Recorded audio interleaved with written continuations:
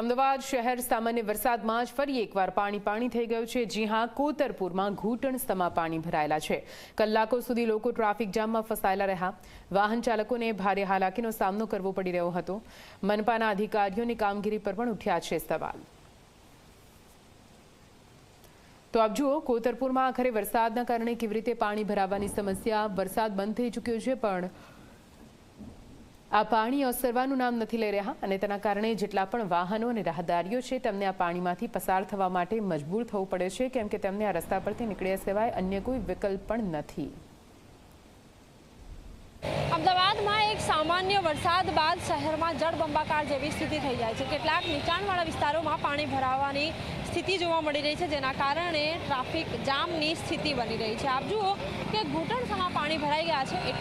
એટલી માત્રામાં તો અહીં વરસાદ થયો પણ નથી, પરંતુ તેની સરખામણીએ લોકોએ કલાકો સુધી વરસાદી પાણીમાં ભરાઈ રહેવા પડે એવી પ્રકારની સ્થિતિનું અહીં સર્જન થઈ ગયું છે। લોકોના વાહનો પણ ખોટવાય તે પ્રકારની પરિસ્થિતિ, અને સાથે જ અત્યારે ઘણા બધા લોકો છે કે જેઓ કલાકોથી ટ્રાફિક જામની સ્થિતિનો સામનો કરી રહ્યા છે। હાલ એરપોર્ટ તરફના આ દ્રશ્યો છે કે જ્યાં કોતરપુરથી તરફ જવાનો જે રસ્તો છે ત્યાંના આ દ્રશ્યો છે, અને લોકોના વાહનો ખોટવાઈ રહ્યા છે। લોકોએ આ પાણીમાંથી કઈ રીતે પસાર થવું તે સૌથી મોટો પ્રશ્ન છે। આપ જુઓ કે કેટલો લાંબો ટ્રાફિક જામ અહીં છે, અને લોકો ઘણા સમયથી ક્યાંક કંટાળી પણ ગયા હોય તે પ્રકારના પણ દ્રશ્યો જોવા મળી રહ્યા છે। અને પરિવાર સાથે જ્યારે લોકો અહીં નીકળતા હોય છે ત્યારે ઘણી મુશ્કેલી થતી હોય છે, અને એ જ મુશ્કેલીનો સામનો અત્યારે લોકો કરી પણ રહ્યા છે। આપ જુઓ, સુપર વિકાસ છે આપણા દેશનો। ખરેખર પાણી 2 મિલીમીટરની વરસાદની અંદર બી પાણી હે। કેટલા સમયથી આ ટ્રાફિક જામમાં અટવાયા છે? બેન, દરરોજની આ જ સિચ્યુએશન છે। 2 ઇંચ વરસાદ પડ્યો હોય ને તોય પાણી હે।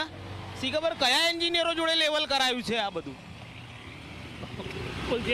બિલકુલ, હાલ લોકો પણ અકળાઈ રહ્યા છે, અને ટ્રાફિક જામની સ્થિતિ પણ અહીં જોવા મળી રહી છે। લોકો લાંબા સમય સુધી ટ્રાફિક જામમાં ફસાઈ જાય છે, અને એનું સૌથી મોટું કારણ એ છે કે જે પાણી ભરાઈ જાય છે એક સામાન્ય વરસાદ, અને એ સામાન્ય વરસાદમાં લોકો મુશ્કેલીમાં મુકાઈ જઈ રહ્યા છે।